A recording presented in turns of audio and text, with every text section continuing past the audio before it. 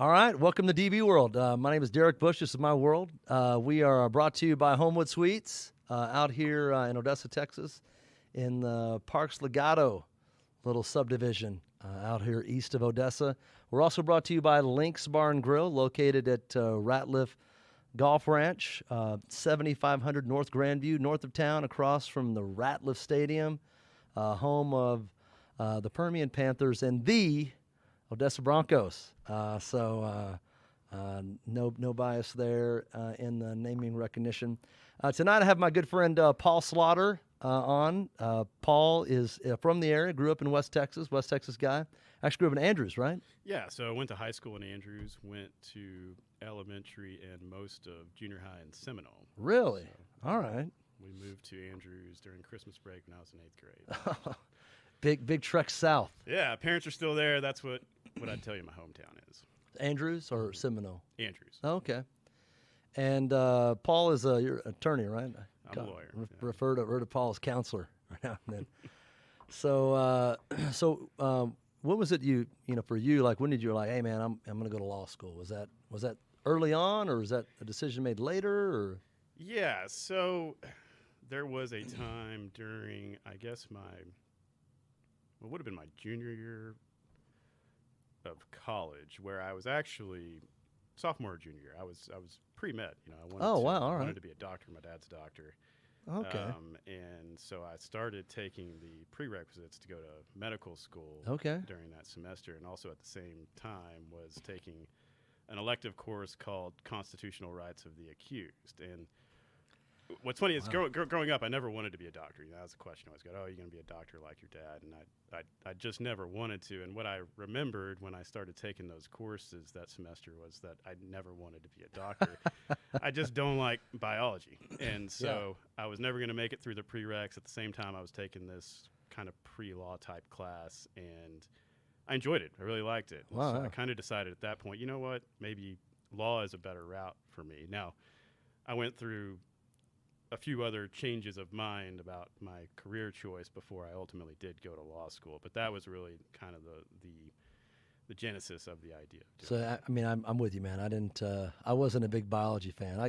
I got through chemistry, and then I needed one more science. I did physics. I was like, I can do math.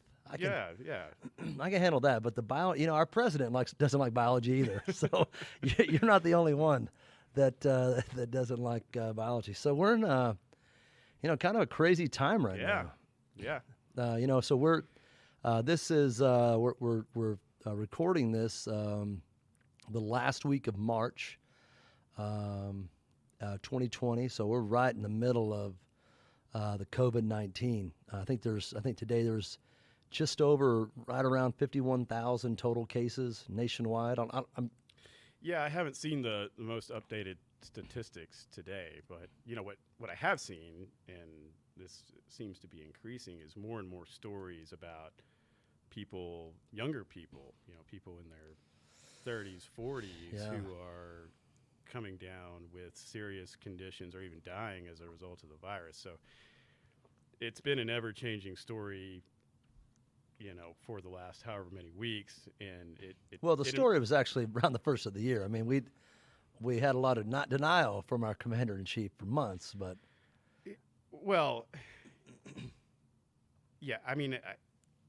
I don't know that it was a lot of denial so much as it was that we just didn't have the information. I'm not sure we still really have the best information. Well, I think the virus. Now, I do think that in more recent days that what we've heard from the president is that he's more concerned about the economic impacts of this than perhaps the health economics or healthcare impacts of it. And I don't know. I think you gotta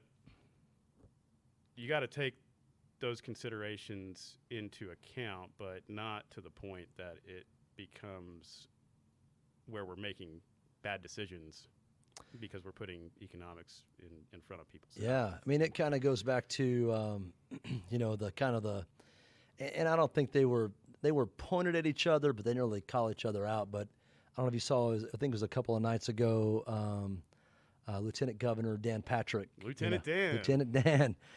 He was on a pundit show on Fox News, and he said, as a grandparent, he would rather sacrifice his life than the economic prosperity of his grandchildren. I did see that. I don't think a lot of people share that sentiment. Okay. I think I've got parents who are grandparents to my children, and I don't think they share that sentiment. And I do think it's. I mean, I understand what he's trying to say, right? Sure, and I think to an extent that there is a tricky balance in terms of how do we make decisions that are appropriately responsive to this healthcare crisis, but that also will allow us to continue to operate and hopefully in the future again thrive economically.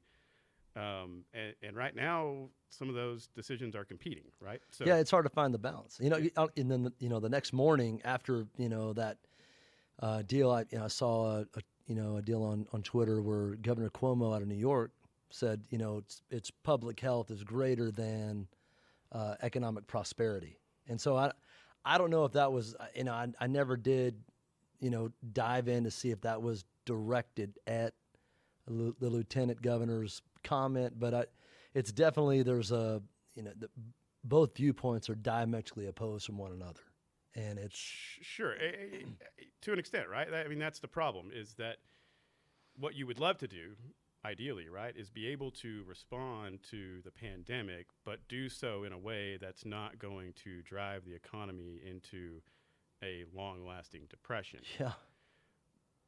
But what appears to be true from just my perspective as just an individual living through this is that every place that is experiencing this outbreak is moving into a lockdown situation, right? Yeah. And some places have not. Of course, we live in one where we've not moved into a lockdown situation. But it's pretty much shut down. Pretty much, but not completely. We're here. We're doing the show. Right. Yeah. Nobody's telling us we can't do this. We're not like at your house, Right. Or my kids running around. But what appears to be true is that everywhere is headed in that direction. And so what I believe is that if that's an inevitable eventuality, then we got to be better off just going ahead and doing it, right? Just shutting it down? Shut her down, and the sooner we do it, the sooner whatever the containment effects of doing that are will take place, and the sooner we'll get out of it. Yeah. The longer we trying to handle this situation with social distancing that not everybody is. Yeah, we're not quite 6 feet. It's about 4.5. We're not even doing it right now. Feel like I've kind of screwed the setup here. Then the longer the lockdown that eventually follows will take place, and so I mean, we can play armchair quarterback all day, but there's no sports right now, so maybe we should. So, yeah, why not? Yeah, I do wonder, should if it's blowing up in China, and the first case was in Washington, why didn't we just shut the state down, just quarantine Washington? If Trump would have said, Washington, you're cut off. Well, I don't know for sure, but I mean, that kind of messes with Nike and Amazon a little bit, Starbucks, but. And I think at the time, we didn't fully understand the direction of the pandemic. Yeah. And I'm not sure we still do. No, when I talk about there being more and more reports of younger people getting really sick or even dying, just a matter of days ago, and even still now, people are working under the assumption that this doesn't really affect young, healthy people. And what we're finding out more and more as days go by is that that's not necessarily true either. It can affect young, healthy people. So do you think it's mutated or? Yeah, I don't know. I'm not had someone tell me today at work that it was airborne for 3 hours. I was like, man, if it's airborne for 3 hours, that's like the apocalypse, man. But I think that's accurate. It's airborne for 3 hours? That it can survive in the air. Wow. Wow. But that's the question. So many efforts have been focused on the political questions that it has created that we haven't heard a lot of reporting, or at least I haven't, about the actual scientific circumstances surrounding the virus itself. Like, will it mutate? What are the chances that it'll mutate? Right. If it mutates, what are the consequences of that? Is that what we're seeing now with younger, healthier people getting sicker? So, I mean, so this is kind of a, overall like existential question outside of just the virus, but you and I have had conversations before that our nation seems more polarized than ever before. And so I wonder, is it difficult for people in the science community to be objective with data if they have a certain political leaning? I mean, is that, I don't know. I don't party with a lot of scientists. I think I'd have a good time if I did. But I just don't know, like, because everything you hear, it's from whatever the topic is, there's always a polar opposite. It's never, there's no concision. Well, I mean, do you think that it's maybe not so much difficult for the scientists themselves to be objective, although I think that there may be an element of that as well. But so much as it is, it's difficult for the journalists who are reporting on those scientific findings to folks like us who aren't, entrenched in actual scientific journals. We're getting our news from the news media. Yeah. But for them to report on it objectively and fairly. Be objective, yeah. And I think that what you've seen certainly during this president's administration is that we've got a lot of journalists who have kind of come on, it's been the last several. It's been the last several presidents. It's on all sides. On all sides, but I think definitely to a greater extent, for better or for worse, without getting into that topic. But yeah, we'll come back to that. Well, yeah, but yeah, go ahead. But certainly that journalists have been more willing to kind of put objective reporting to the side in favor of whatever their political leaning may be. Happens in this country to be mostly to the left. Yeah. Man, I just like, for me, we have I've conversations with multiple different people, and one of the things, I have a group text message with my cousins, and I'm kind of the odd man out in my family. I know that probably surprised you, Paul. Shocked. But primarily, the most part. Wait, don't you have some California roots? No. It's not roots, bro. Like, I lived in California. Oh, so okay. Yeah, I'm from West Texas. I did live in California, but that was a good experience for me. Living out there, it really helped me see like a different perspective of where people kind of are, and I don't want to generalize, but I think we could agree that for the most part, people in West Texas, you wouldn't refer to them as environmentalist, all right? No. And so, but out in California, the difference is there's actually something out there worth protecting, right? I mean, okay, so there's a little bit there, but so you don't think West Texas is beautiful? I mean, look, I'll tell you, I took a picture the other day and I posted it on social media. The sunrise and sunsets are phenomenal, but I got kind of the same kind of sunset watching the sunset, over the Pacific. So, which is pretty dope. Yeah. But what I will say though is, when I first moved out there, I didn't know anybody, so, the chick I was dating, that I ended up marrying, she wasn't there yet. So I didn't know anybody. And just so you know, I wasn't made to quarantine. All right. So when I moved out there, I would find stuff to do even before I met people. And so I went to, and God, I want to go back and I want to see if I can get this picture, because I want it in my office. But there's a picture in San Buenaventura, Ventura, California.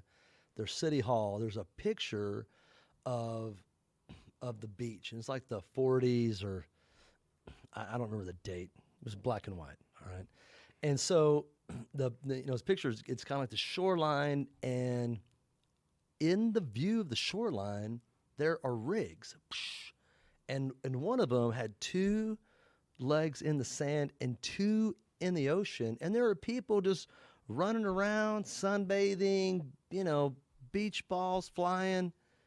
If that were today, people would be marching naked up I-5, holding each other's cocks, like pissed off that they were drilling right off the beach. But, almost a century ago, that was happening. Sure. And so and I was also there during the Meg Whitman and Jerry Brown election, and that was interesting. That just watching the commercials. And, Meg Whitman, she was the CEO of eBay, and so the commercial would come on. Meg Whitman. She's supported by those dirty Texas oil companies. And there's like this shot of like this, like a wellhead, and there's like oil leaking like all over the ground. Like, that's not how it works. Like, that's literally not how it works. People are like, oh, wow, there's oil that's all over the ground in Texas. It's gross. I'm like, that's not how it is. So I do think there's an opportunity for things to get skewed. And we chased a major rabbit there. But all that to come back and say that I think that there's our nation has, become polarized. Some of that's, because of the media. I think some of that's because of social media, because for the most part, people are stupid. And you have people that are just putting out all kinds of disinformation on the right and on the left because it's a meme, it's real. It's like... Yeah, you're right. I mean, I see posts all the time from folks that are, whether it's a meme or even something posing as a real news article, right, that you just look at and you're like, I mean, this poor guy doesn't understand that this is not real. Yeah, and that poor guy sometimes like your granddad or somebody I like. Your favorite uncle. Yeah. Or maybe someone not maybe people that close to me. But. No, I mean it's. But it's a real thing. It is absolutely a real thing. People are influenced by what they see on social media, maybe more so now than anywhere. Do people get their news? People probably in our age group and younger probably do get a lot of their news from social media. Look, man, we got another bottle. Got another bottle coming in. That's good. We had some bourbon in here, Coach. So we're good to go. So, kind of coming back to the deal here is with kind of where we are with COVID-19. So through that, those text messages with my cousins, we were actually talking this morning. And so they're, nurse practitioners, physician assistants, physical therapists. One of them's married to a doctor. And one of them said, hey, hit me up when we hit 10,000 deaths, because that's how many H1N1 killed. And I was like, that's interesting. So, but like at what rate? Because it just seems like with COVID, people are getting infected at a much, like, I don't know how do you call it, the rate of infection or the ease of infection or the ease of transmission. It just seems like there's just boom, it's happening. And the rate of death also.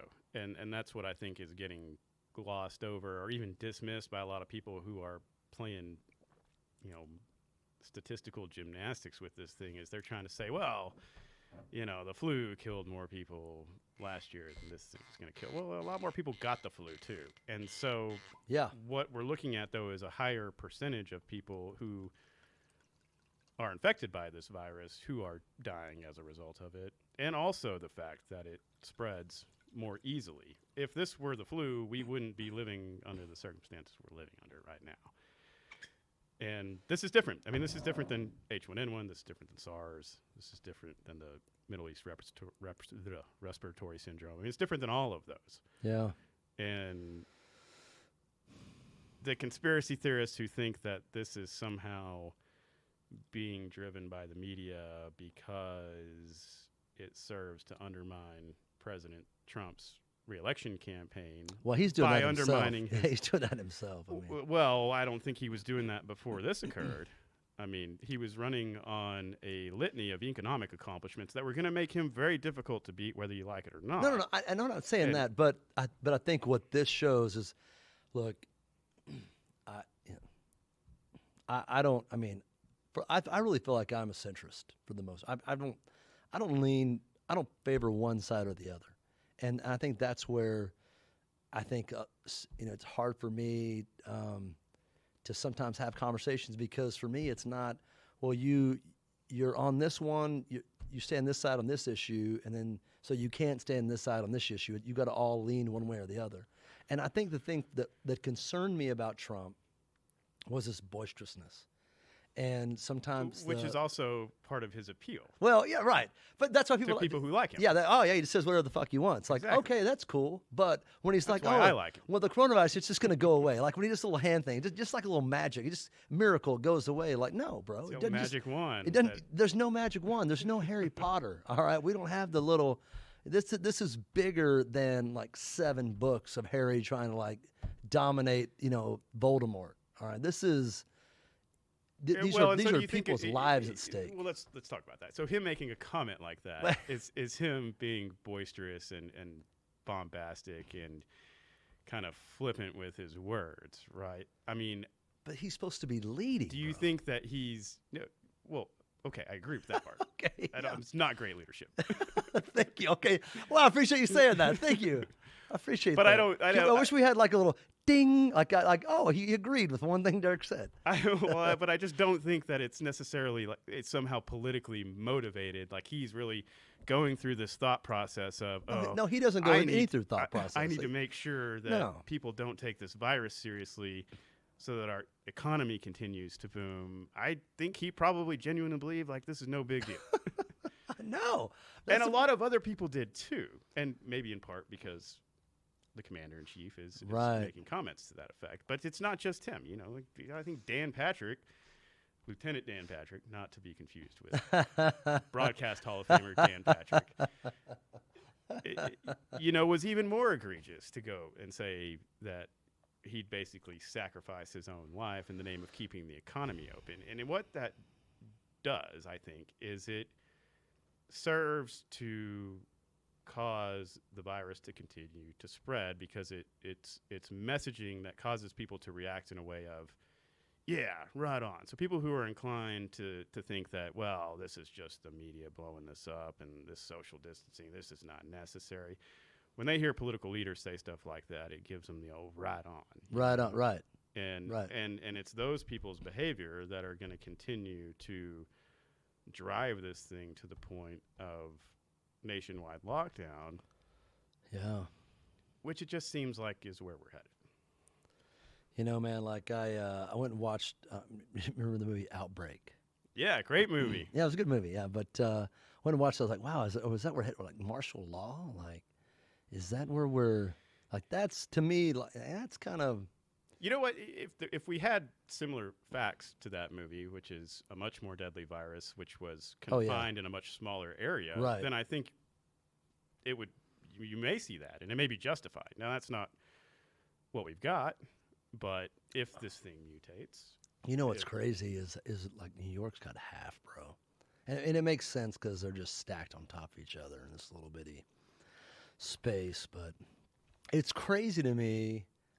Because I thought about this today. I thought about going back and looking just so I could reference it. But like New York wasn't even a blip, and then all of a sudden they just skyrocketed up.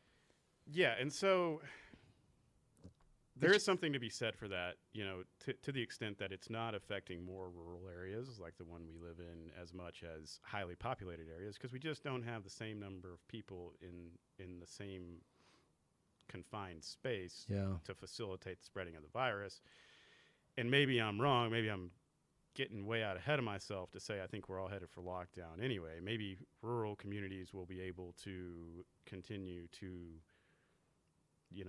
operate somewhat normally, or at least not in a lockdown state without it spreading within those communities. But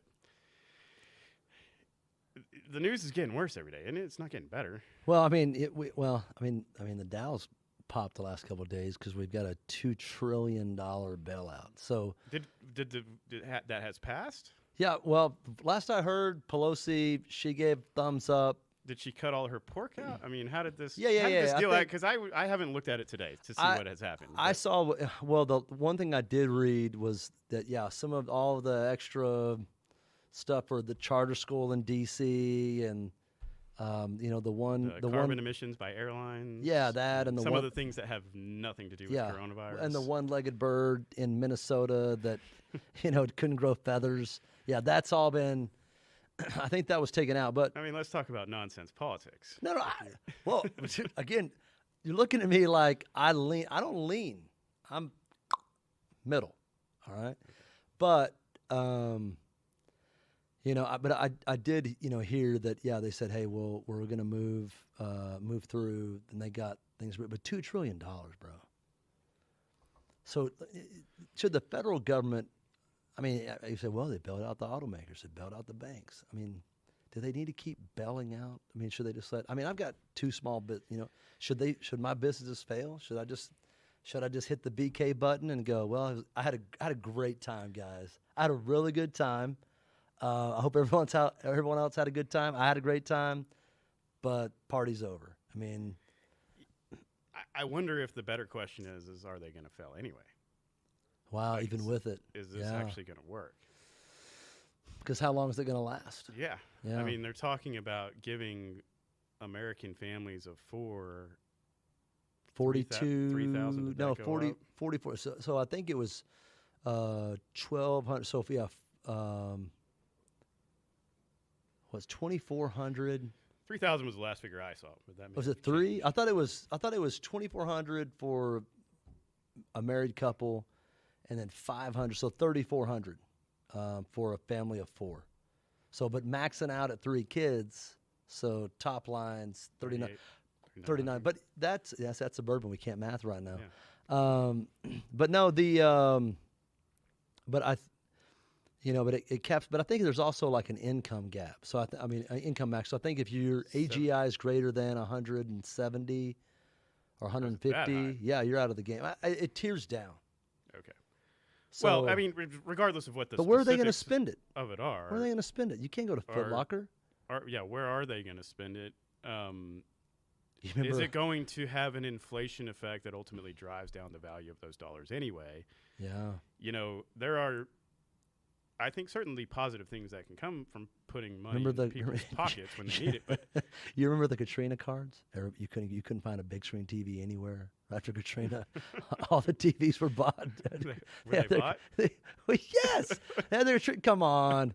I'm not talking about the looting. I'm talking about like when people in FEMA issued cards to those displaced. Like you could not find, and because that's what people spent their money on. Yeah, they wouldn't buy a big screen TV. Like I'm like, oh God, you don't have a house. Why do you need 60 inches? Yeah, I mean, so that all goes to that question, right? Like even if we think that's a good idea, and I typically don't think that the idea of the government handing out money or much of anything else ultimately works out. So should the airlines fail?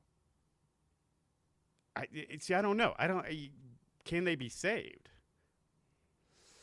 Well, I mean, see, and then it goes to, well, who has the cash? Like, I know United, Southwest, they're going to lean stuff up. Well, they're just going to park planes. This is where I'm not sophisticated enough from an economic standpoint to even really understand how a stimulus package is going to affect companies like that and also people on the ground. Right. It just, generally speaking, government handouts typically don't work. Now, that said,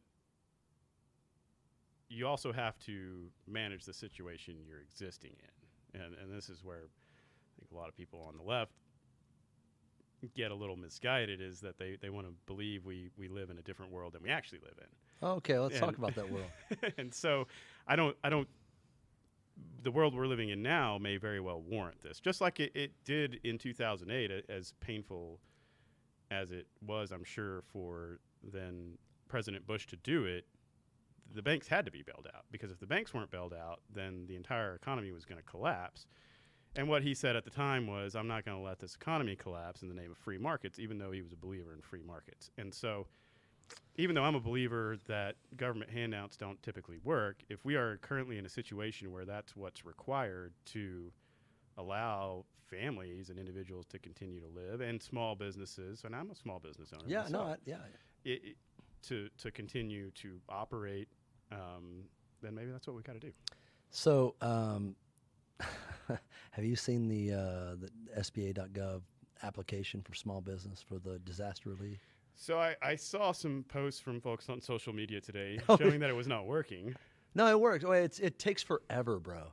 So I did for one of my companies. The efficiency of government. I didn't have, well, we'll get back to that. So I filled out for, one of my businesses. I did it over the weekend, and there's certain documents and for me, so what they want you to do is they want you to download a form, fill it out, sign it, scan it, and then upload it. Well, I just did all that through DocHub. And even that, like get it, and then trying to source the documents that they were requesting I needed. It took me. Did it glitch? Did it cause a glitch though? No. I was to good. Use technology? Did it work? No, I didn't use it on their site. I mean, it was offline, but I saved the templates for the download for the second business. I got home yesterday. I got home at about 6:50, and I started on it right around 7. And the second business, I finished up at 8:50, and I didn't do anything but like wait and for the page to load. But I was watching a couple episodes of Westworld, trying to catch up. 2 hours. It was 2 hours, and I had everything ready to go. I had my most recent tax return. I had all the other paperwork filled out, ready to go. And it still took me 2 hours, bro. But so you mentioned free market, and I think that's the difference. In my opinion, that's the difference here, because what's happening now is the markets aren't free; they're constrained by government. The governor came out and said, no more than 10 bars are shut down, restaurants. Understand the bars shutting down. It's really affecting me. All right. Personally, not from a business standpoint. Well, I own a bar too, but yeah, personally. Oh yeah. More so personally. I did have a friend call me on Friday. He goes, "Hey bro, what are you doing?" I was like, "I'm leaving work. What's up?" He's like, "Where are you headed?" I was like, I guess I'm headed home. Why?" He goes, well, I mean, typically, man, you're like in the locker room, and then like. Yeah. You go to the bar, and then, you get home around 11 every day. So what are you going to do? Is that true? You get home at 11 every day? I use I like the bed. I like the bed a lot. No, not every night. But I mean, most nights, and then sometimes, my wife will get a sitter. She'll come out and kick with me, we'll get some drinks and stuff. But, yeah, I'm the antithesis of a homebody. I'm a little social butterfly. I enjoy the party. I've been doing it for 2 decades, man. I've almost perfected it. Like on my epitaph on my tombstone is going to say, and I told my mom this. I was like, I share these qualities, right? As you should. So so you can steal this. It's going to say his whole life. Oh, I just moved the mic. His whole life, he was just trying to party, and he kept on trying until he perfected it. Like that's me, bro. But yeah, I think it's so for me when you look at, is it a free market? Well, it's not, because the government came in and said you got to shut down, so that's not free. So the libertarians would say, well, they should just let the free market, let the invisible hand work, and just whoever the corona takes out. Are they wrong?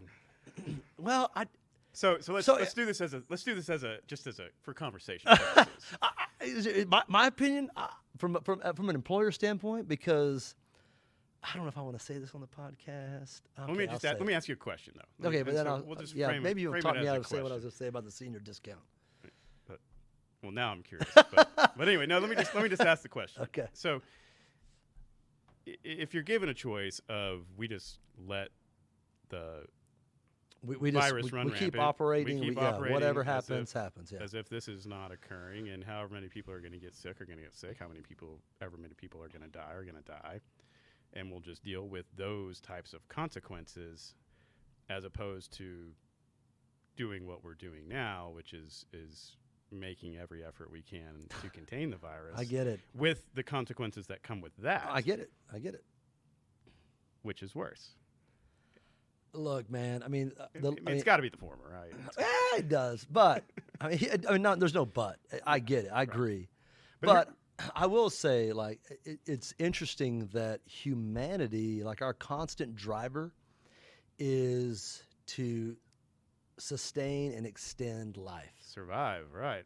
You know, and even for to survive. Even for those that don't have the capacity or have that own instinct within themselves, we want to put that on them. Like, that's the whole problem with Social Security, man. Like, Social Security was supposed to, you started to get it at 62 because you were out by 66. You weren't supposed to still be kicking it at 92. Like, so for me, when people, I can't believe I'm going to say this, but when people do come in the restaurant, they're like, do you do a senior citizen discount? I just want to be like, no, man, but you know what? I pay 50% of those bastards' FICA every month. All right, so that's your discount right there. So you're welcome. You're welcome. Is that too much? Is that too honest? No. I mean, there's a point there. So look, sure. If it was gonna, if it went back when the corona was 70 and over, I was thinking, God damn, we'll be in a Social Security surplus in 3 months. This is great. So I don't know. It's but I don't have anybody. My mom's gone. The man that kind of my dad that raised me, he's gone. So my grandma's gone. So I have a different lens. I don't have. But if my mom were still around, and she, it was 51 weeks ago, man. She said, I'm out. But no, I'm sorry, man. Yeah. It's there's nothing that I can tell you that can prepare you for your mom leaving, bro. Like, there's nothing I can tell you. It's just it hits different. It hits on a totally different level. Like, you don't. And mine was a total surprise. I was on number 4 of the Links course, and I got a phone call from my little brother, and he said, and he never calls, like not during the daytime. He's a coach, a basketball coach, and he says, hey, did Judy get home? That's our aunt. And I was like, no, why? And he goes, you need to answer a phone call. And it just sank. And so yeah, but so for me, with respect to to COVID, it's my perspective is a little different, right? Now, obviously, I've got 4 kids, so I don't. When you're saying, hey, it can affect kids, it can affect people younger than 40. Like, well, I think we just don't know the full extent yet. Yeah. Which, by the way, my mom is taking every step possible to outlive me by large margins at the moment. So wow, she's the healthiest person I've ever met. And really, hasn't always been the case, but in recent years, she certainly has taken on the role of being kind of the health nut. And was that the grandkids was that the inspiration? Or? I don't know. You'd have to ask her. All right. I don't actually know the answer to that. Huh. All right. Well, so, and then kind of getting back to what we're talking about, free markets, right? Like, so, for me, this is where I lean probably off center to the left than most is, and I'm going to get back to my point on free markets, but just to make this point, I don't think, and you take Corona now, the government's bailing out, people that are infected with Corona, their hospital bills and all of that. But I don't think that a middle class or less than middle class family should lose their ability to provide for their kids, whether it's a single parent income or a dual family income, because a family member, whether it's a child, whether it's an adult, one of the parents gets cancer or any type of illness, or I touch my face a lot. I've really thought about that a lot, like how often we touch faces. But I thought that they should lose that ability to provide because,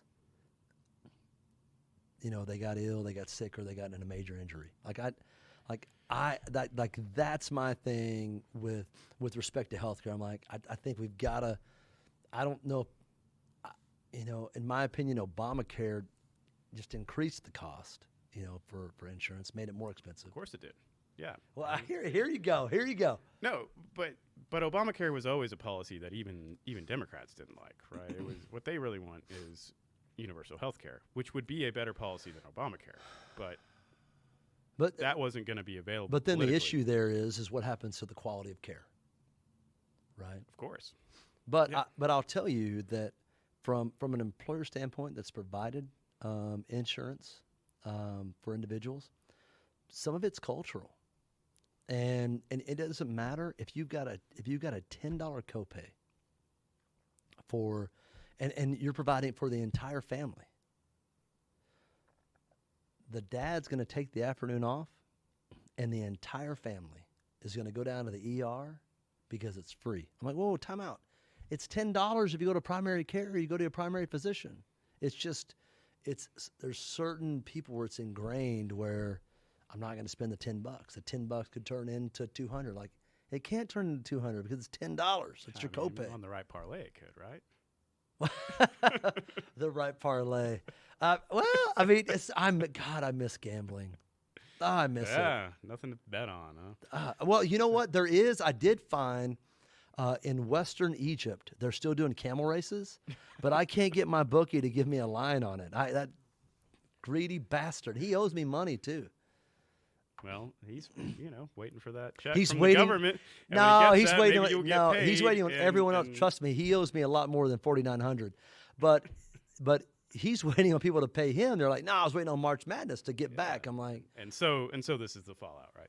Well, let's go back to the question I originally posed, which was, are we better off just letting everyone get sick, or so what do you think? What do you think? Of course, we're better off engaging in the containment efforts, and here the reason is kind of what you just touched on, which is our healthcare system. Right. If we just let all these folks get sick, then we're not going to have a healthcare system. Yeah, it exacerbates the problem. It's going to, cause such an influx of people going to the hospital, going to their doctors, the healthcare providers themselves getting sick and dying. Oh yeah. That. I mean, I've got family members. They're on the front lines right now. It will overrun and destroy the healthcare system. And so, to the extent we need a healthcare system, whether we got Obamacare or something else, we can't take that step. And so, to me, the answer to that question is obvious. That you've got to try to contain the outbreak. You can't just let it run rampant. And I think for the most part, the right decisions have been made by the sports entities, for example, where they've shut down events and done their part to it's crazy keep these large public gatherings from taking place. Crazy. But man, it just appears so far that it's not going to be enough. And do you think that you think after all this is over, you think we go back to the way things were, or you think things drastically change? I think in some ways things will certainly drastically change. I think that, behavior by individuals will likely change. I mean, are we going to bump elbows forever? Or are we going to go back? I think we should be like the Finns, man. The Finns don't touch. They're like, hey, what's going on? Because here's the scary thing. So we work and we do whatever we can, whether it's lockdown, social distancing, whatever else we're doing to contain. Get that hand away from mine. This easy, easy. I'm sorry. See, I'm a bad citizen. Right? You're not a bad citizen. But we contain this one. Is there anything that we know that's coming as a result of this that's going to keep it from happening again? So, people talk about the Spanish flu of 1918. Mm-hmm. Killed, and some reports say we don't know how many people it killed. We have no clue. We don't know if it killed 20 million. We don't know if it killed 40 million. We don't know. But in the summertime, Spanish flu subsided. But then it came back with a fucking vengeance in the end of the fall and the winter, and that's where the majority of deaths occurred, was that November, December, rolling into January of 19 occurred. So, I've even asked the question, like, does the way that our society does school, does that change? Because before we said, hey, we're going to do school because it's more difficult to cool, these massive public institutions than it is to heat them. So that's why that's the essence of why we have this summer break. So, I didn't know that.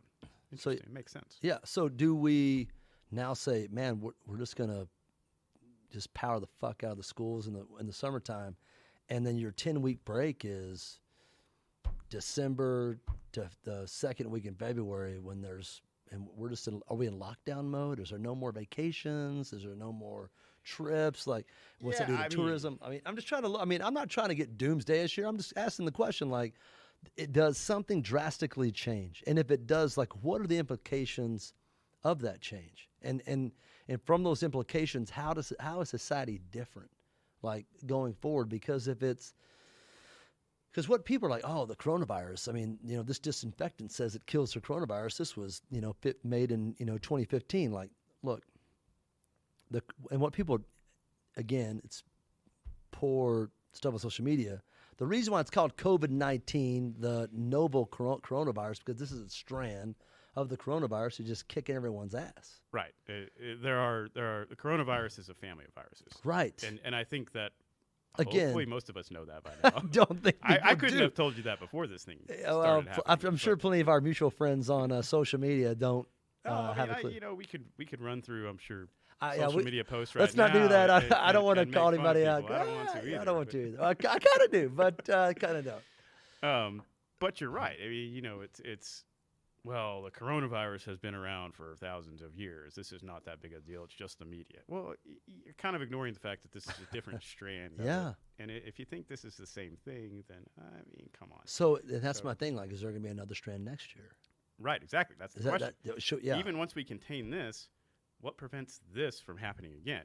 Or coming back in October. And so what will be the long-term effects of this situation? Well, certainly I think that we're going to have stockpiles of personal protective equipment for healthcare providers. Oh, yeah, so man. that if we need more there's ventilators, bro. And more ventilators and more just more readiness to respond to this situation if it does happen again. But part of it's the capacity, right? Like, how do we, part of my deal was shutting school down. It wasn't just like, again, back then I was saying, oh, kids are good. But it was also these healthcare providers, people that work in, the cafeterias at hospitals, or the people that clean, or that do custodial work, or they do hazmat cleanups. Like, they've got kids in schools. So it's not just caring for people with COVID-19, but it's also just your traditional just health problems in America. Heart attacks, strokes, cancer. How are we taking care of those needs if no one's helping out, taking care of the kids? Yeah. The natural answer to your question about does this change the dynamics of education, about kids going to school, would be, maybe we shift to a more online education system. Yeah. But that then creates this other problem that you're talking about. Yeah. Who's going to supervise the children? Look, I've said for the longest time, man, with the technology that we have. Look, I went to 3 different universities. All right. I had a lot of fun. I did as well. All right. You probably didn't go to the same track. I went to 4 if you count law school. So. My grad school was the same as one of my undergrads, but I started at Dallas Baptist University. I'm sure that'll shock the shit out of you. No. I know a little bit about you. Oh yeah. We talked about that, but it did initially. Yeah. Yes. But so, man, when at all 3 schools, man. So I was doing the law school track as well. So when I was at Baylor, I was like, hey man, I'm going to go to law school. So I did a little pre-law track, did study for the LSAT. So I would go and study with all the pre-med students because they were like heavy in it, right? And I'll tell you, man, like the hardest partiers at all 3 universities was the School of Education because they were like, summer's off, man. So does that change? And because it was easy. Well, I don't say it's easy, but that primarily, like I was kind of thinking like, and I would, I would partake in some of the partying with, people who said they wanted to be a school teacher. And I'm like, so what are you going to teach? Like, like kindergarten. I'm like, you're nothing like Miss Lavera was. I mean, I just couldn't see like this chick's going to be teaching 5-year-olds. Like she's inside the cage at Grams right now. Like I can't see like next year you're going to be doing ABCs. Like I just, I taught 5-year-olds once upon a time. Really? Yeah. So my first stint, my first job out of college was I taught English in Spain, actually. Oh boy, all right. I worked in a little tiny academy in a tiny town where I had students from ages 4 to 40, and wow, I wasn't like Miss Lavernia either. I imagine. Lavera, okay. Lavera. Yeah, let's not mess up Joni's name. But, yeah, I wasn't cut out for it.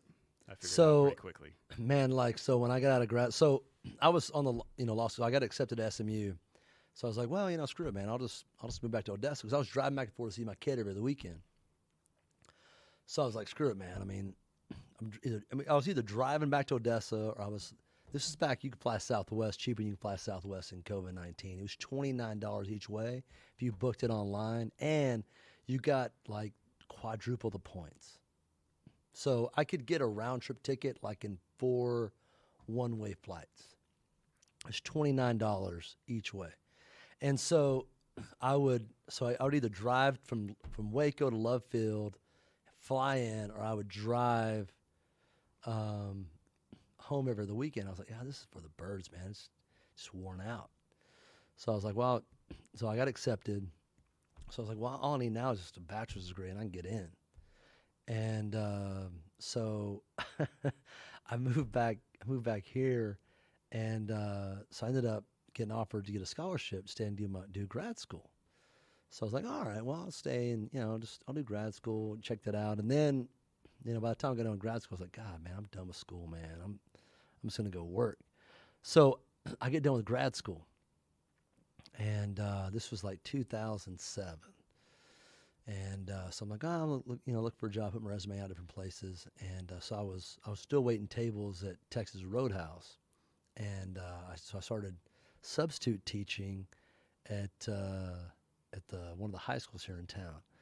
And man, I tell you what, like those high school chicks are fucking crazy, bro.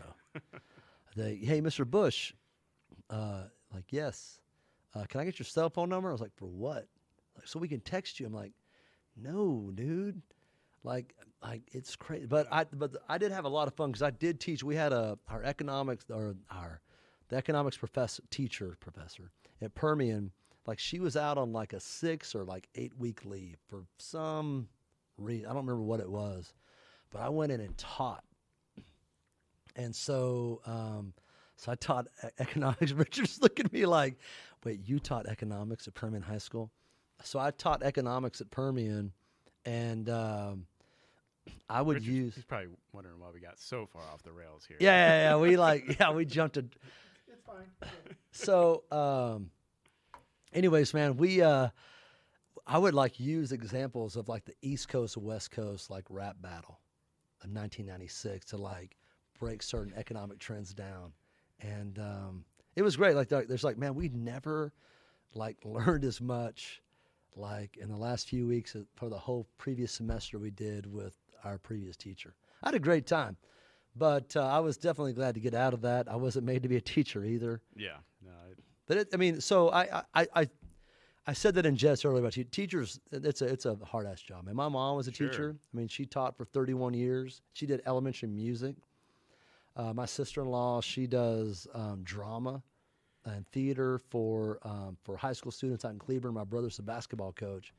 And They're always yelling. I mean, listen, if you want to talk about a subject that I may actually lean a little left on, it would be education. I think that our government should spend more money on education. I think that it is one of the few responsibilities I think should be undertaken by the government. Most of them I think should be undertaken by private citizens, but education is something that should be the government's responsibility, and we ought to do a lot better job than we do. So do you think we should start earlier at pre-K3, pre-K4, provide that? Yeah.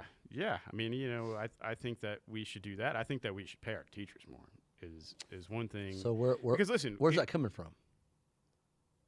Where's the higher pay? Where's the higher pay coming from? That's where the right's going to say, where are we going to get the money from? Right. And so there is a place where I think that higher taxes would be warranted. Where's that? I'm ready. On the wealthy. There it goes. I love it. Look. Because you got to get the money where it's at, right? I mean, it's not like you Okay, so when you say wealthy, what are you saying? Like what? Oh, shit, I don't even know. Okay, so I'll tell you what I say wealthy. Okay.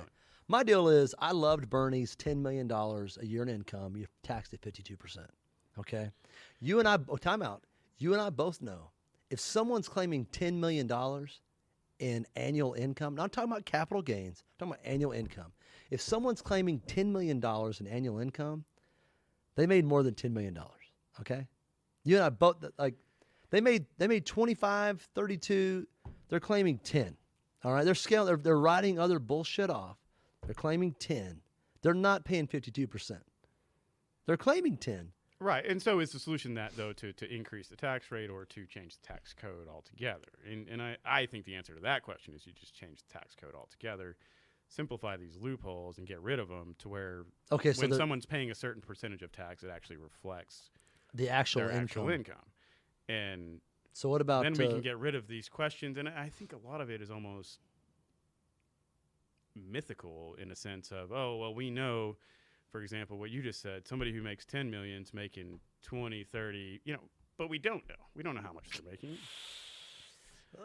We can probably agree they're making more than 10. Yeah, they're making more than 10.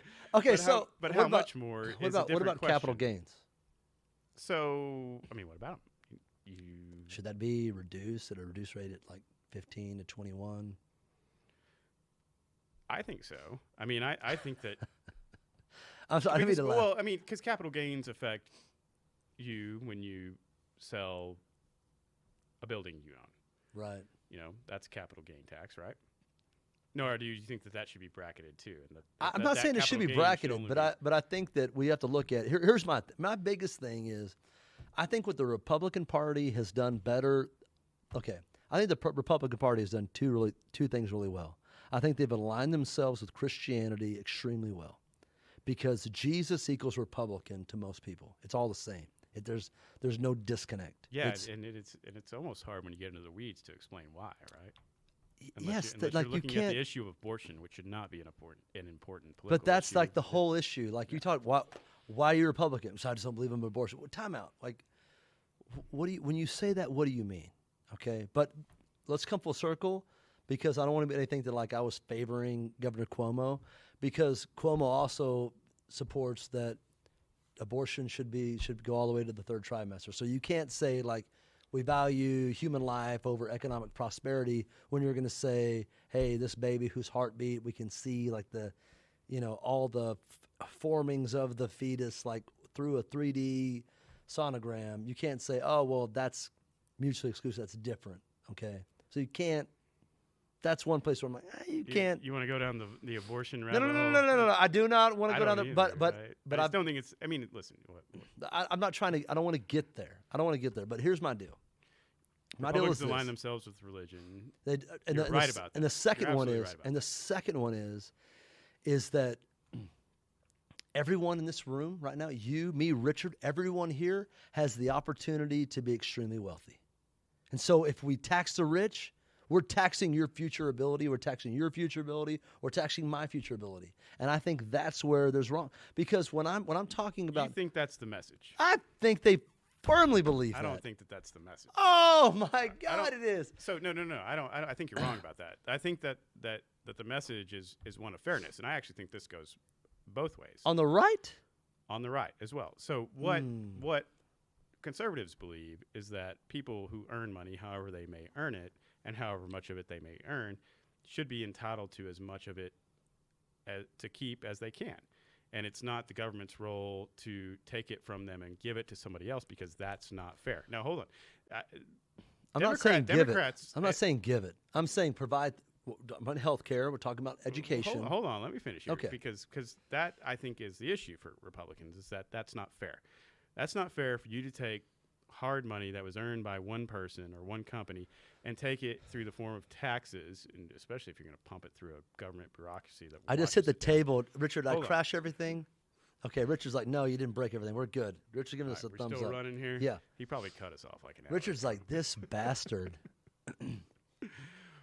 But I think that Democrats also preach the same issue of fairness. It's the underlying difference in ideology is the issue of fairness. And so what Democrats will tell you is that it's not fair for somebody to make billions of dollars while at the same time someone else is living in poverty or even living paycheck to paycheck. That's not fair. Okay, who's making the billions of dollars? So, that's my question. Who's making the billions of dollars? Who's making the billions of dollars? Yeah, who's making the billions of dollars? Mostly people operating hedge funds on Wall Street, I guess. I don't know. Or CEOs of big companies, founders of okay, but what about innovative companies? But put that aside for a second, as far as who the people are. Okay. The question, because I think this is a central ideological question about what defines people as far as whether they become Republicans or Democrats, or identify as Republicans or Democrats, is what do they think is fair? And Republicans think it's unfair for someone to earn money and then for that money to be taken from them by the force of government and redistributed to other people who didn't earn it.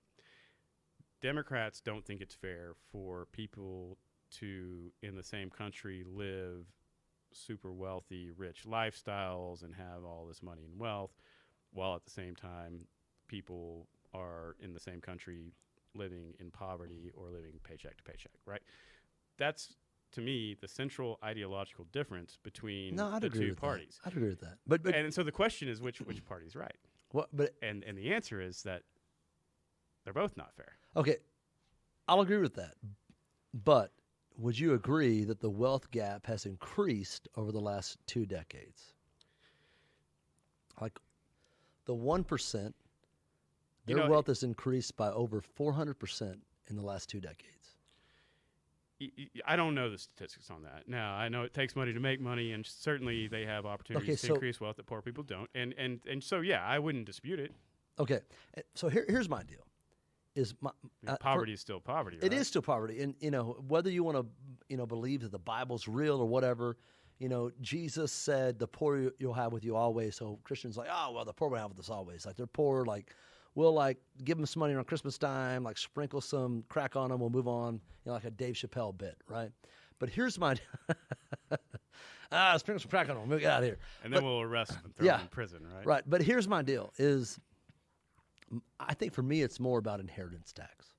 It's because I'm talking about when I talk about the wealthy, I'm talking about 2 major groups. For me, it's the people whose ancestors rolled over on the Mayflower and they planted some, apple trees after they gave syphilis to some Native Americans and wiped them out.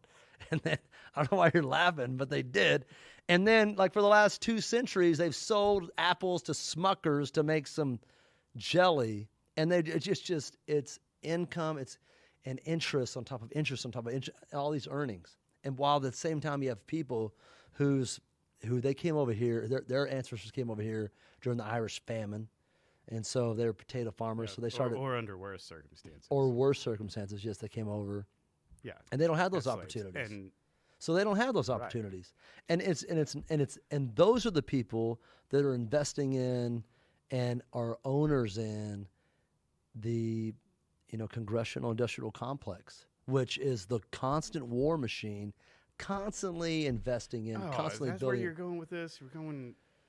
It's not going anywhere. Industrial military. No, come on. Are you serious? It was your boy when he's coming out of office. Eisenhower is the one who coined the phrase. Those are the only billionaires. No, I'm not saying they are, but primarily, I'm not talking like you were talking about Jeff Bezos. He did that in the last 10 years, 15, 20 years. Like, that's fine. That's different.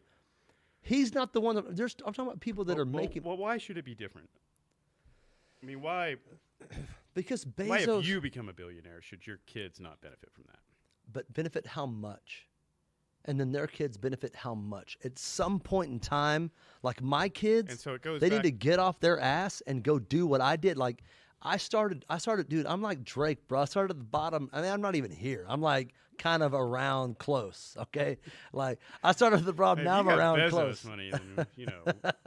I don't have Bezos money. If I had Bezos money, we wouldn't be in the fucking Homewood Suites in Odessa, Texas, hey, Coach. I'm not the sponsor. I don't. I love my sponsor, but I'm saying I love my sponsor. But what I'm saying is, we would do this ship in a G5. We'd be at the Hilton, right? Not a Hilton. It's a Hilton brand. So. No, not a Hilton. No, I wouldn't say that. I'm saying if I had Bezos money, we would G5 this and have a good time. We'd have a lot of other amenities. I'm not going to get into what those amenities are. I got you. Okay, good. But my deal is that you have people that are making compound interest on top of compound interest on top of compound interest for centuries. And in my opinion, like those are the people, when you say fair share, like I don't like the word fair share, but when you do want to say fair share, I'm like, those people, fair share. It's not even so much fair share as it is just fairness. And so, okay, I'll get down on that. I don't think that the fruits of my labor shouldn't benefit my children. I don't think the fruits of your labor ought to not benefit yours. Okay, and but what about your children's children? Yeah, I think that if I create wealth in whatever form, and I'm doing it in part to benefit my kids and their kids or whoever else, that's my right. And I don't think that it's fair for the government to step in and say, no. Somebody else is living a different life, and we got to take from you to give to them. Okay, so how do you? The thing is that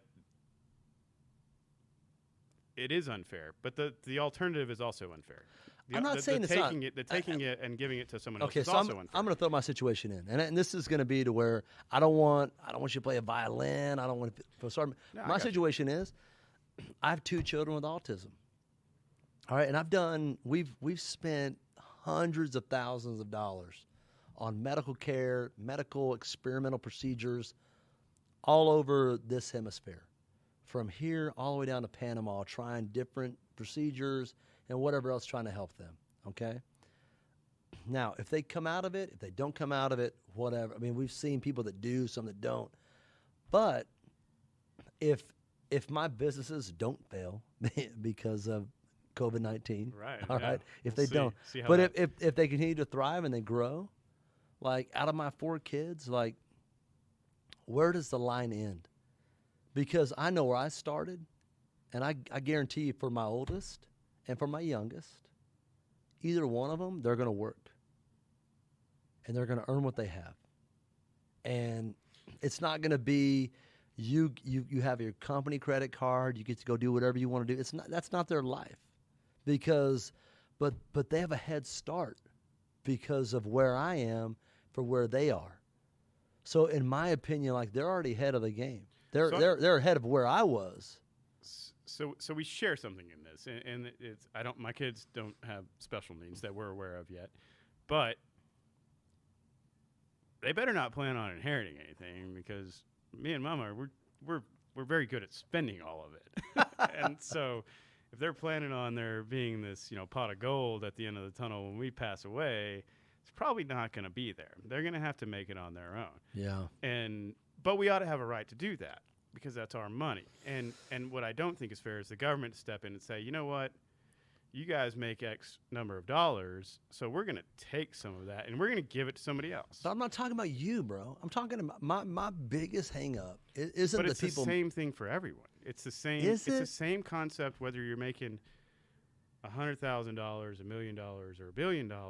The idea of the government coming in and saying, you know what what's yours is not yours anymore. What's yours by the force of government, we're going to take from you, which is antithetical to the entire reason that this country was founded in the first place. Now, the situation is more complex than that, and I get that. Yeah. Well, because it was 13 colonies, it wasn't 320 million people. Right, and no one gave a shit about slavery at the time, right? and I think we do now, and I think we should. And so you're saying from an economic standpoint that has an impact? I'm saying that that's not fair, but I think that the solution of taking money from people to whom it belongs by force of law, by force of government, is also unfair. And so what do you think the solution is? The fairest solution is to make sure that all Americans have equal education opportunities. So the idea, the one area where I may live in a world that's not realistic, is that I think that it would be possible to create a world where, or a country where, everybody's got the same educational opportunities. And so I love that. And if we can accomplish that, then nobody's got any excuses. Nobody's getting into Harvard or Yale or Georgetown because they had advantages growing up over another person. Is it realistic to think that we can accomplish that? I don't know. I think we ought to try. And you ask the question, well, where's the money going to come from? Well, of course, it's going to come from where the money is. It has to come from where the money is. Now, what I would also see in my ideal world is that that doesn't require the force of government either, that our wealthy individuals and corporations do it on their own. Be better citizens, be better corporate citizens, and actually fund some of this stuff on their own. And what I think you would find, and I may be disastrously wrong about this, but what I think you would find is that if you stopped trying to impose the government on people to do certain things, that they may be more willing to do it on their own. Wow. Well, you know, I definitely understand where, and I think that for the most part, people, I want to believe that people do want to do it on their own. That's the reason why that there are, or that there is support for nonprofits, not just in this region but across the nation, because people want to be a part of that. Yeah, I mean, if you just look at the bubble we live in, right? So these major, super profitable oil companies that operate in our world here, they do a ton of things for kids, for charities, that I think don't get a lot of attention. Yeah. And if we can loosen up regulations or do whatever we got to do to allow them to do that more, even if that means cutting their taxes, then I think that's what we ought to do. So what would you like to see? Like if you had, Paul Slaughter's, like, this is education going forward, what does that look like? Does it all the way through is it pre-K 3 through 12? Is it pre-K 3 through 16? I mean, what does that look like? By pre-K through 16, you mean like 4 pre-K years 3, yeah, pre-K 3, pre-K 4, all the way through like senior in college. I don't know that would even be necessary. I think that the one thing we could do is we could educate our kids a lot better to the point when they become 18 that they're better educated and better prepared to move out into the real world than they are. And whether that's college or trade school. Yeah, whether that means going to college or not going to college. Yeah. At all. Have we prepared this person substantially to perform some type of role in our society? Right. And the value of the American college, it seems, has nothing to do with the actual learning that goes on there. It's more about the experience of giving a person the opportunity to kind of live in this middle world where they're still a kid, learning how to be a grown-up without living with their parents. And that's not necessarily what it should be. I think that we could structure the system in a way where when the kids get to age 18, they're more prepared to enter that world than they are under our current system. But but more than that, I think that it's making sure that all the kids are taught the lessons they need to learn and are prepared to enter a workforce, whatever that workforce may be, because it's going to be different today than it is in 10 years. Yeah. And what we do in America instead is... It might be different in 10 weeks. Yeah. Might be different in 10 days the way we're going right now. But what we do in America is we just do it the way we've always done it, right? Like we basically go K through 12 the same way that our great-grandparents did. Yeah, so you're saying, or we did anyway. Well, now they got laptops and or iPads or whatever they got, but I don't know that the curriculum has changed a lot, and so they don't teach a lot of practical skills. How many 18-year-olds graduate from high school in America and are prepared to enter the workforce because of things they learned at school? Not very many, right? Yeah. I mean, I certainly wouldn't have been. Well, you say that and you kind of hit like on two things at the same time. We're talking about restructuring the taxing. Well, should the wealth give up their profit, the poor be free, and sending them out into the world to be ready for society. They don't know how to do their taxes, and I think that's one of the big misbalances. I have a friend, single mom, 2 kids, and she's paycheck to paycheck, but she's getting by. And because she checked the wrong box at her new job, she owes $1,100. She doesn't have access to an attorney to guide her. She doesn't have access to an accountant to give her guidance. And this is something that we all have to do.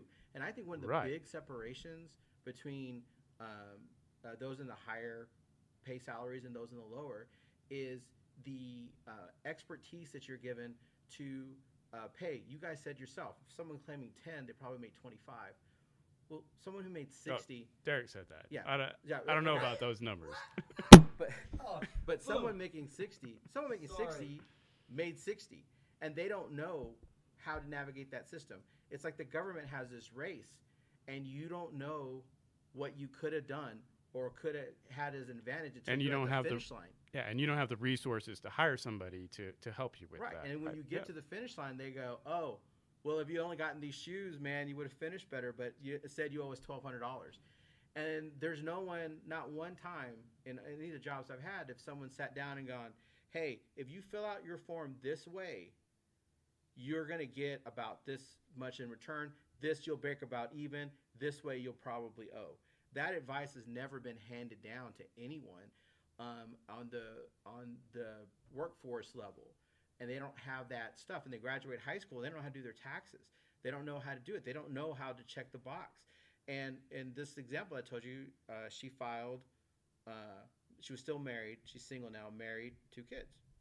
So they took out the most that they could take out. And then when she did her taxes, they were like, you owe us $1,200.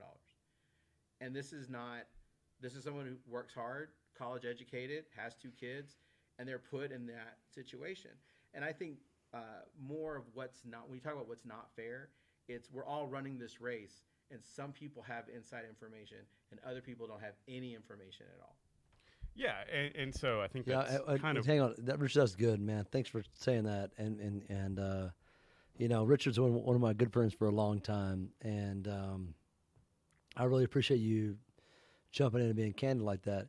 And he brings up a good point. Yeah, it's a great example. Like, you know, I mean, these people like, wait a second, like, but you've got the multimillionaire that's got the high-powered CPA and the high-powered attorney that can say, hey, we need to delay the payments for versus someone that, I mean, $1,100 is somebody, like $1,100 to Jeff Bezos in BD, $1,100 to the person Richard's talking about, like, that's a paycheck. Right. And so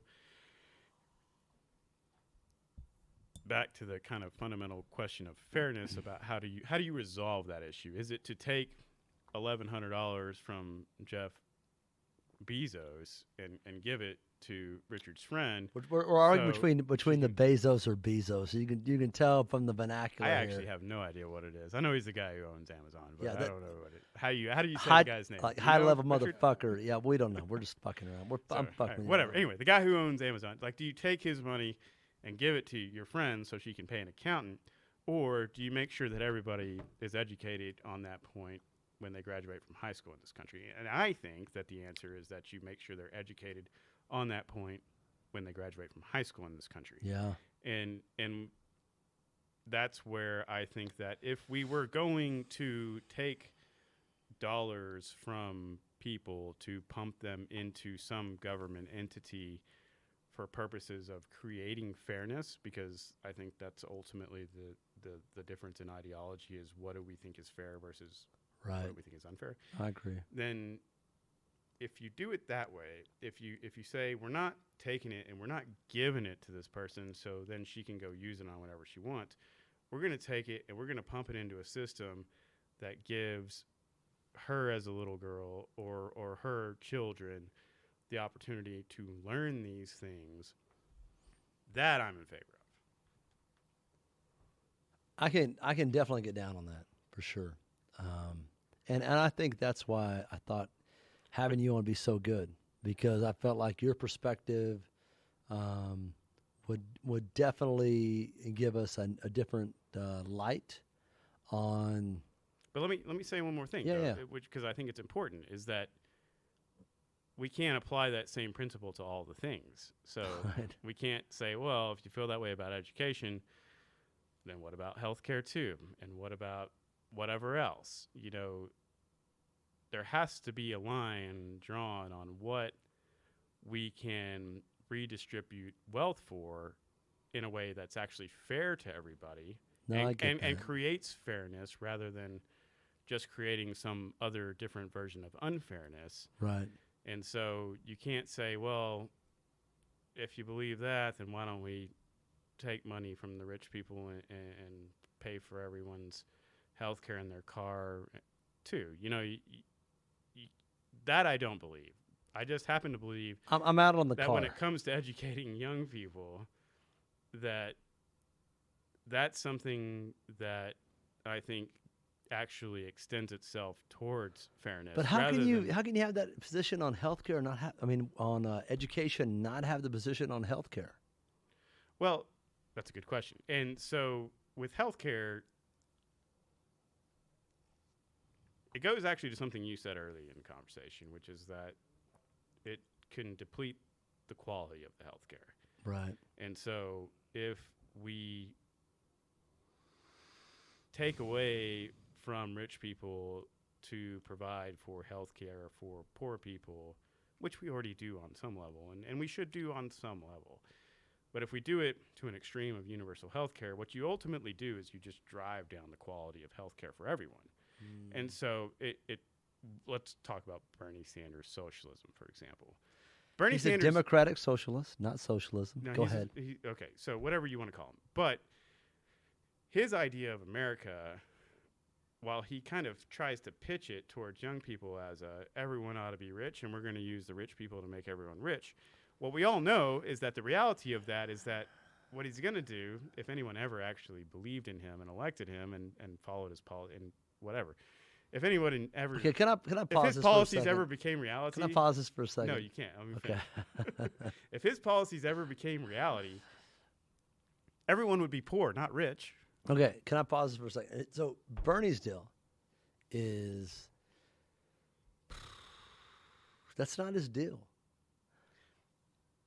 What I just said is not his deal. No! How is his deal different from what I just said? It's not his deal. Okay, well, explain it to me. Okay, look, man, that's not his deal. Bernie's deal is, he wants equality across all systems. Okay? And so it's not like, hey, this person has one. Which is exactly what I just described. It's not. It is, because not everyone's going to be rich. Everyone's going to be poor, right? So equality across all systems, including economic systems, would mean he sells it. It's snake oil, man. Like he sells it. He does a good job of it. But he's selling it as the idea of snake oil. Everybody's going to live the American dream if we just pass my policies, when in reality, no, that's everybody not Bernie. who's in poverty is going to live slightly that's better, not Bernie's and everybody deal. else is going to live about That's the not Bernie's same. deal. Here's Bernie's deal. All right, tell me Bernie's and deal. Here's the and here's Bernie's deal. The problem is you don't know Bernie's deal because they're asking the wrong questions at the debates. because of the debates are like, hey, when you're president, what are you going to do? Hey, Biden, when you're president, what are you going to do? Hey, Warren, when you're president, what are you going to do? And that's the wrong question. The question needs to be, when you're president, what can you get through the House and the Senate that you're going to sign? And that's why there's a problem, because no one is answering that question, and no one is asking that question at the debates. No one's saying, hey, if you have a Republican House. Yeah, that's a good point. No one's asking that question. I appreciate you saying that. But no one's asking that question. So what's Bernie going to do? Bernie's going to do whatever the House and Senate will let him do. Now, do you think, though, that inherently that's the reason why Biden somehow, Sleepy Joe's, winning this election in a landslide is because that people understand he's got a better chance to do just that? You know, no, I don't think that at all. I think that, no. Bernie's policies are never going to pass. I don't think people are seeing that far down the road. I don't think that at all. But I do think that COVID-19 is going to be a thorn in Trump's side because of all of the comments that he made from the first of the year to the 1st of March, that this isn't a big deal. I think that's going to hurt him. Do I think he's going to lose?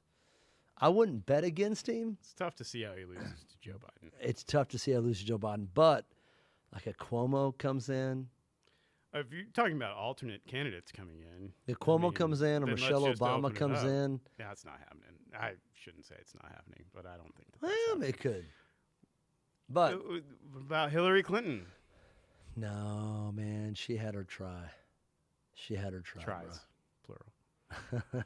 So, I do wish, though, I do wish that there was some, Nest cam in that hotel room when she lost her shit, the night she lost, throwing shit in that suite at the hotel, because she came down the next day. No, it's not in her book. But there were reports. Someone else's book? No, it was no one would I know she didn't show up and give her a speech. She night, didn't give it that night. Like a gracious loser would have.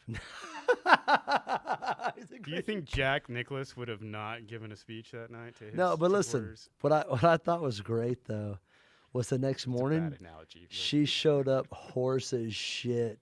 You know she lost her shit that night. So people were saying she was throwing shit, breaking it, she was screaming. Demonstrating why she should have never been elected. Right, well, of course. Or the motherfucker we have in there right now. But, okay, we'll move on. We'll move on. He was the other option. Yeah, it was, I don't know. I still don't know what was the lesson. You want to talk about the 2016 election, what went down there? Yeah, well, let's talk about it. Man, I don't know. Because I was definitely a person saying up until the final bell, she won. There's no way. Yeah, there's no way he's going to win. No way election. he win. There's no way. Dude, I won. So I had a bet.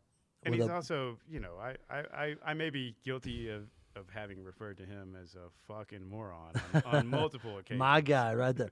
Okay, so I had a bet with a buddy of mine. He's not. But I have a buddy of mine, and he's high level ranking position, down in Austin, Texas, and we had a steak dinner bet, and he was choosing Hillary, and I was like, I'll take Trump. You actually thought Trump was going to win that election on election day. I took the bet because it was steak dinner at Jeffrey's in Austin.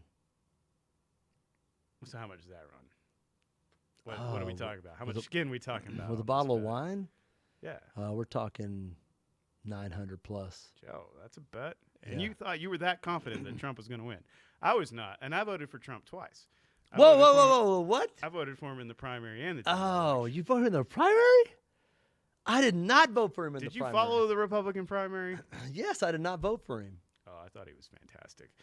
But I think he's I think he's fantastic for all the reasons that people think he's an idiot. And I also think he's an idiot. Do you share that with all your friends on Facebook? I don't share much on Facebook. Do you read, though? You scroll? I read some stuff. I scroll and judge. I scroll and judge all the time. I don't comment either, though. I don't either. But I do scroll and judge. I scroll and judge. But I will say, no, I did. Let me explain. I think that he was just so unpolished. He was so bombastic. He's willing to say something that's going to offend you. No, but there's two different Trumps. That part Trumps. I liked about him. That's why because I don't like this sensitive world we live in where everything's racist or xenophobic. No, but that's why he's. And so it's like as much as I love the fact that he was pissing all those people off. No, but there's two Trumps, okay? There's like meth head Trump, okay, that's addicted to Sudafed. Is that there's a Trump? Richard, is there a meth head Trump? Have you not seen the photos? Well, have you not seen those photos? When it was the last Cinco de Mayo, like he was like, oh, he's like over a taco salad. He's like, I love Cinco de Mayo. And in the back, there's like a drawer opened up with all this pseudo. He has all this fucking pseudo in his drawer. And like if you zoom in and look at it, it's not like U.S. pseudo. It's like UK pseudo. It has all the real meth shit in it. This billionaire's manufacturing his own meth. Yeah, but it's in the fucking pseudo. That's why he's like, all the shit like in his rallies. He's like, there's two Trumps. He's like, it's like pseudo meth head Trump, or there's like podium. Like he's got the teleprompter. He's like, nation, here I am as your president. It's two different Trumps. There's two Trumps. There's meth Trump and like teleprompter Trump. There's rally meth Trump and teleprompter. It's two Trumps. There's two of them. Okay. And you think methamphetamine is the underlying. Yes. Not only is he using it, he's manufacturing his own. He's not manufacturing. He's getting it from the UK. Yes. Yes. I think we may have gone off the deep end here. We didn't. Hey, you know what, Paul? I appreciate you coming on, man. Like, I knew you and I'd have a good time. I appreciate your perspectives. I do appreciate Paul. He's extremely intelligent individual. He's got a lot of great ideas and great perspectives about how our country is and how it should be, which I appreciated that about him. He loves our country. Paul Slaughter, we're brought to you by Homewood Suites. We appreciate the cups to drink the bourbon out of tonight. Thank you so much. We're also brought to you by Lynx Bar and Grill out at 7500 North Grandview, across from the Ratliff Stadium, home of the Permian Panthers and the Odessa High Broncos. This is dbWorld, and we're out. Thanks for having me, bud. Oh, thanks for coming on. Appreciate it.